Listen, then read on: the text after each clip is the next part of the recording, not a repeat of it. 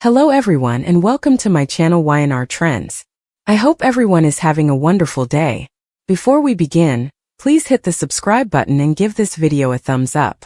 Save mo. The words exploded from Daniel Romalotti's chest like a scream torn from years of buried fear as his fist slammed into Kane Ashby's jaw with a force that sent Kane staggering backward across the dimly lit Chancellor Park walkway. The echo of the punch cracking through the cold night air just as the truth Daniel had been suffocating under finally broke free. Because this wasn't about jealousy or business or some petty vendetta anymore. This was about blood, about his mother, about Phyllis. Summer's lying broken in a hospital bed while everyone in Genoa City whispered theories, but no one knew the real reason she was targeted. And Daniel's voice shook as he stood over Kane, hands trembling not from rage but from terror, as he roared that Kane had no idea what he'd unleashed, that Phyllis didn't just stumble into danger, she was dragged into it because of him, because of something Daniel did to protect her. Because months ago when Kane came back into town with that polished smile and those carefully worded half-truths, Daniel had seen through him, had recognized the familiar signs of a man hiding desperation beneath charm.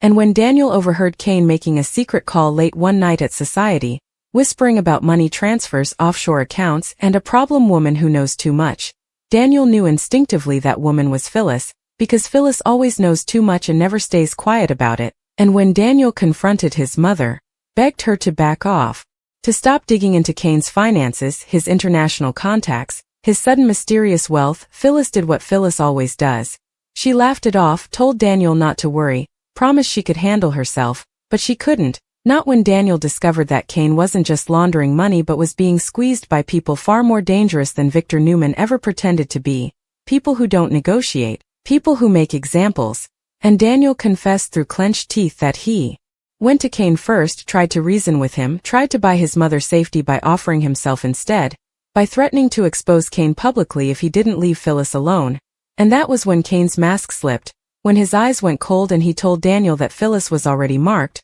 that once people like his associates decide someone is a liability, there's no calling them off. And Daniel admitted that he panicked, that he made a call of his own, a call to someone he swore he'd never deal with again, someone from his past who owed him a favor soaked in blood and regret. And Daniel tried to orchestrate a distraction, something big enough to pull the threat away from Phyllis, but it went wrong, catastrophically wrong, because instead of backing off, the danger escalated, and Phyllis became collateral damage in a message meant for Daniel, a warning carved into flesh and fear. And as Kane struggled to his feet, blood at the corner of his mouth, he finally stopped. Pretending, finally admitted that yes, Phyllis was hurt because she was getting close, because she found proof tying Kane to a network of shell companies funneling money through Newman Enterprises subsidiaries without Victor's knowledge, proof that could have destroyed Kane and dragged half of Genoa City down with him. And Kane hissed that Daniel should never have interfered, never should have played hero, because now the people watching were convinced Phyllis was the leverage point, the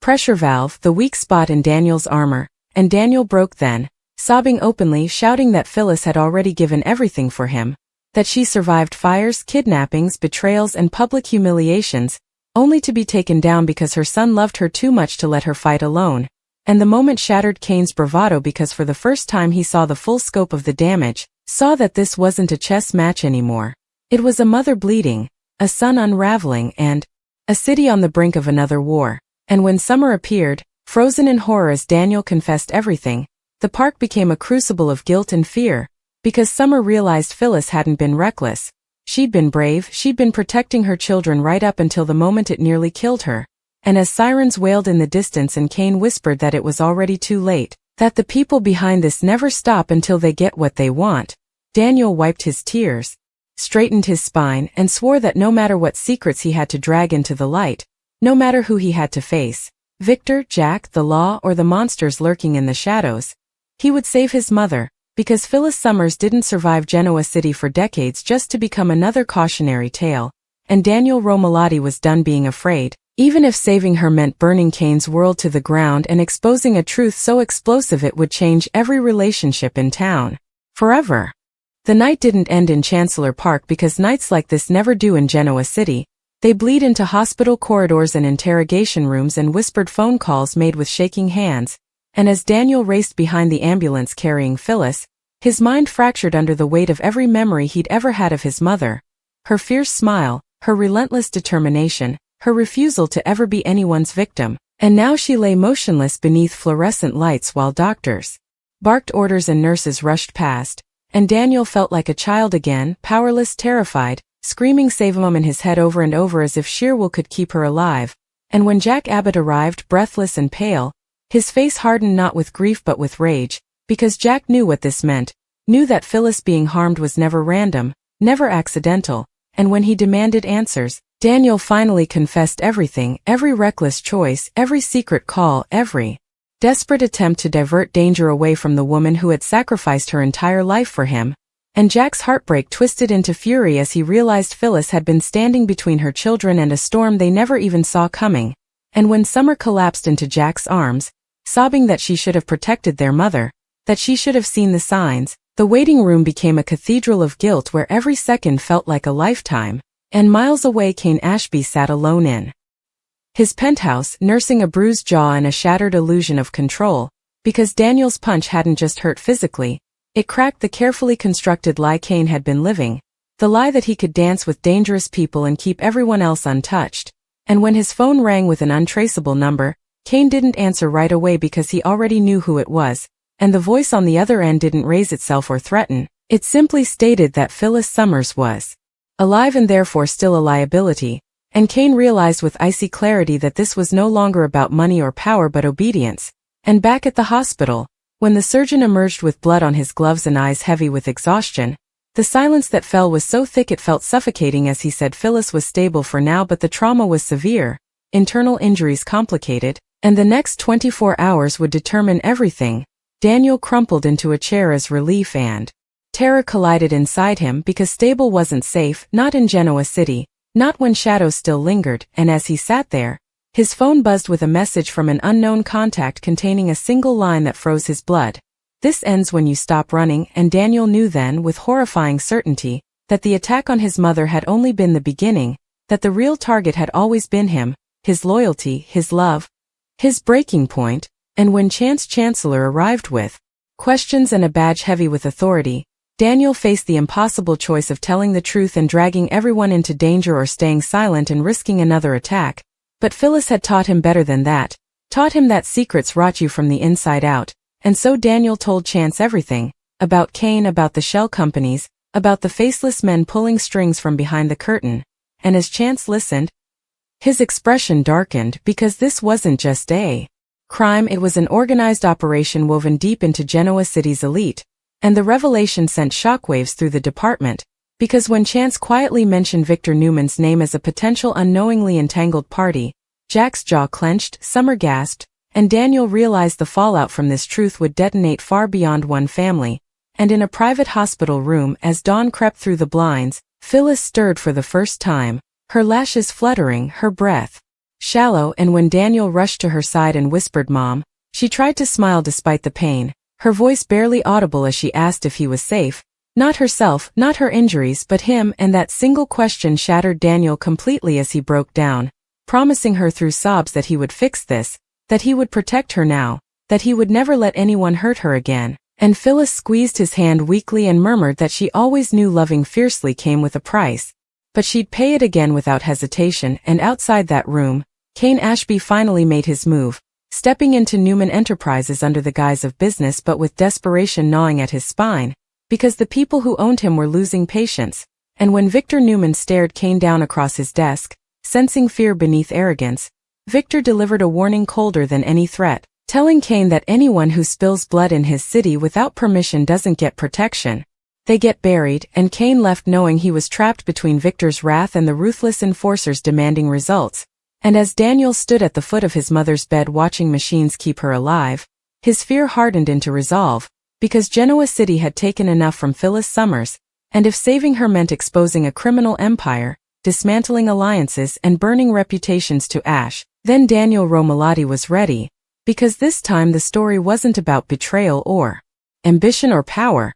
It was about a son fighting for his mother's life. And in Genoa City, nothing is more dangerous than love backed into a corner. The days that followed blurred together in a haze of antiseptic light and whispered fears as Phyllis Summers hovered between worlds, her body battered but her spirit stubbornly clinging to life, and every beep of the monitors felt like a countdown Daniel couldn't afford to lose. because every time he closed his eyes he saw Kane's face, heard that voice on the phone promising that this would only end when Daniel stopped running, and Daniel realized with sickening clarity that running had never saved anyone in Genoa City. It had only delayed the inevitable. And so while Jack stood guard at Phyllis's bedside like a silent sentinel and Summer worked phones and favors with the ruthless efficiency of a woman who learned survival from her mother, Daniel made a decision that would change everything.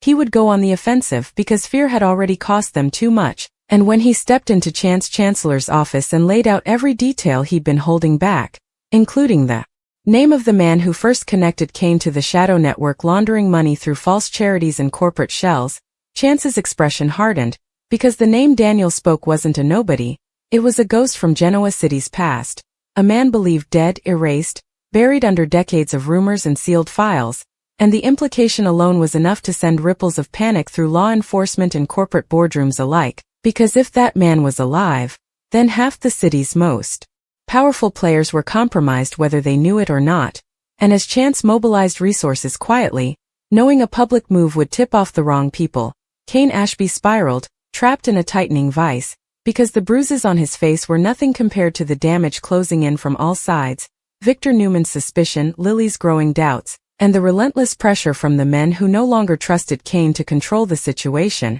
And when Kane returned home to find Lily waiting, her eyes sharp with betrayal as she demanded to know why Daniel Romalotti had punched him and why Phyllis Summers was fighting for her life, Kane lied out of instinct, but Lily had lived with liars too long to miss the cracks. And when she told him she was done cleaning up his messes, done believing his half-truths, Kane realized he was losing the last thing tethering him to sanity. And back at the hospital, Phyllis woke fully for the first time, her eyes blazing even through pain as she demanded answers, demanded to know who dared to touch her and why her children looked like they were carrying the weight of the world on their shoulders. And when Daniel tried to soften the truth, Phyllis stopped him cold, her voice weak but fierce, telling him she didn't survive everything she'd survived to be lied to now. And so Daniel told her everything. About Kane, about the money, about the threat, about how this all traced back to people who saw her as leverage. And Phyllis listened, without flinching because fear had never been her defining trait. And when he finished, she grabbed his wrist with surprising strength and told him that protecting her didn't mean sacrificing himself, that love didn't mean silence, it meant standing up and daring anyone to come at her family again. And those words ignited something in Daniel that fear never could, because Phyllis Summers had never taught her children to hide, she taught them to fight smarter. And as news of the investigation began to ripple quietly through Genoa City's elite, alliances shifted overnight, because no one wanted their name dragged into whatever was coming next, and Victor Newman made his move, summoning Jack Abbott to a private meeting where decades of rivalry were stripped away by a shared understanding that someone had crossed a line. Because harming Phyllis Summers wasn't just an attack on a woman, it was a declaration of war, and Victor made it clear that whoever orchestrated this had done so without his blessing, and in Genoa City that was a fatal mistake. And while power players maneuvered in boardrooms, Kane received his final warning, a message delivered not by phone but by presence, as a stranger sat across from him in a deserted bar and calmly explained that Phyllis surviving had complicated matters, that Daniel's cooperation with authorities was unacceptable, and that Kane now had one chance to fix it by giving them Daniel. And Kane laughed at first, because denial was easier than reality, but when the man described Lily's daily routine in chilling detail, Kane broke, realizing he had traded one nightmare for another. And as the city braced unknowingly for the fallout, Daniel stood at his mother's bedside watching Phyllis sleep, her hand wrapped around his, and he understood then that this story was no longer about secrets or power or even survival, it was about choice. Because Genoa City always demands a price, and the only question left was who would pay it. And when Daniel leaned down and whispered to his mother that he was done being afraid, that he was ready for whatever came next, Phyllis smiled faintly, because she had always known her son would find his strength not in revenge but in love. And somewhere in the shadows of the city, the true architect of this chaos watched events unfold with quiet fascination, already planning the next move, unaware that for the first time in a very long time,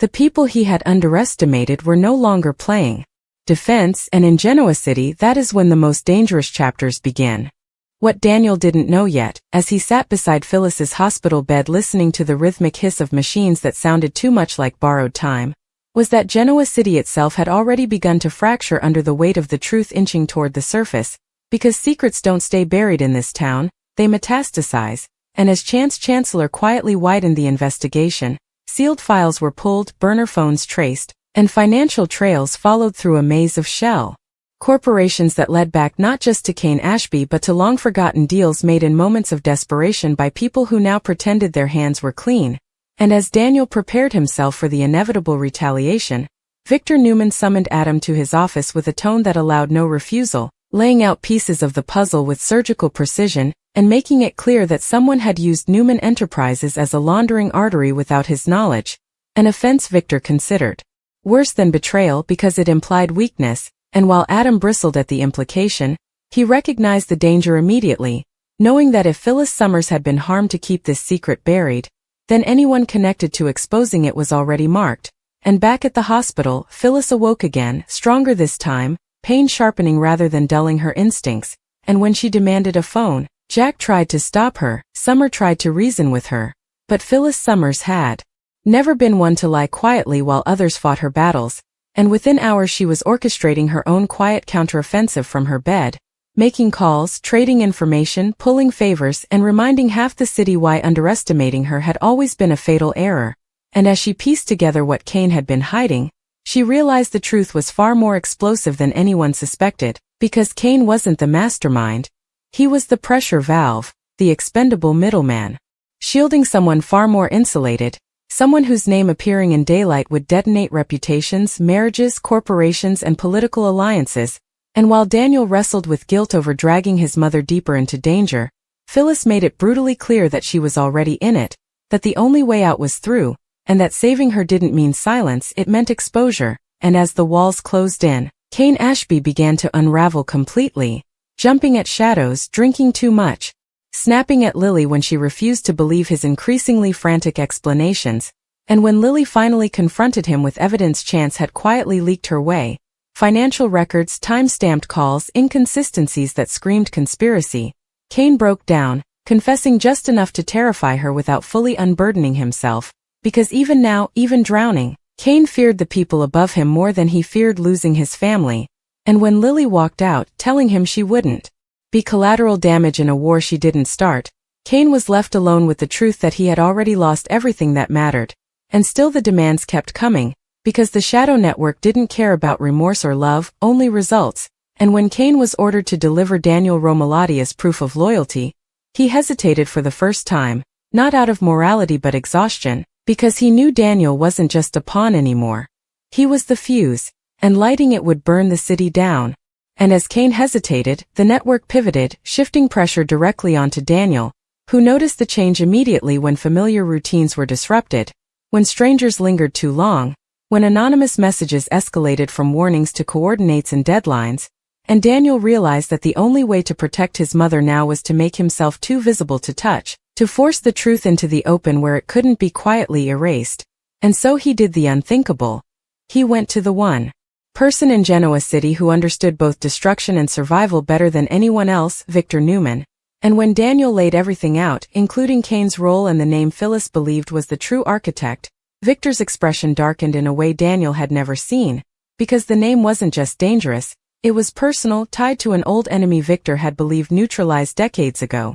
And Victor made it clear that if this man had resurfaced and dared to spill blood in his city, then this wasn't just Daniel's fight anymore, it was Victor's war. And as Victor quietly mobilized resources that didn't appear on any ledger, Phyllis made her own bold move, agreeing to a recorded interview with Chance present, knowing full well it would leak, because she understood the power of narrative. And when the story of her attack began to circulate without names but with enough implications to ignite speculation, panic rippled through boardrooms and penthouses alike, because powerful people recognized themselves in the shadows of that story, and Cain, watching the fallout from his darkened living room, realized the clock had run out, because silence was no longer an option and loyalty was no longer protection. And when the Shadow Network contacted him again, demanding he stop the leaks by any means necessary, Cain finally snapped, shouting into the phone that he was done, that he wouldn't destroy another family to save men who hid behind others' blood. And the line went dead, and Cain knew then he had signed his own death warrant, and as fear gave way to clarity, he did the one thing he should have done from the start. He went to Chance Chancellor and asked for protection, offering everything in exchange for safety, names, accounts, meeting places, the entire structure laid bare. And while Chance knew trusting Kane was dangerous, he also knew this was the crack they'd been waiting for. And as law enforcement and corporate power converged in a way Genoa City hadn't seen in years, Daniel stood beside his mother as she prepared to leave the hospital, bruised but unbroken, and Phyllis told him quietly that whatever happened next would be ugly, that the truth always was, but that she had never been prouder of him, because he chose courage over comfort. And as mother and son stepped back into a city on the brink of exposure, unaware of who would fall and who would survive, one thing became terrifyingly clear. This was no longer about saving Phyllis Summers, it was about whether Genoa City itself could survive what was about to be revealed. Because when the truth finally comes out in this town, it never takes prisoners, it takes everything.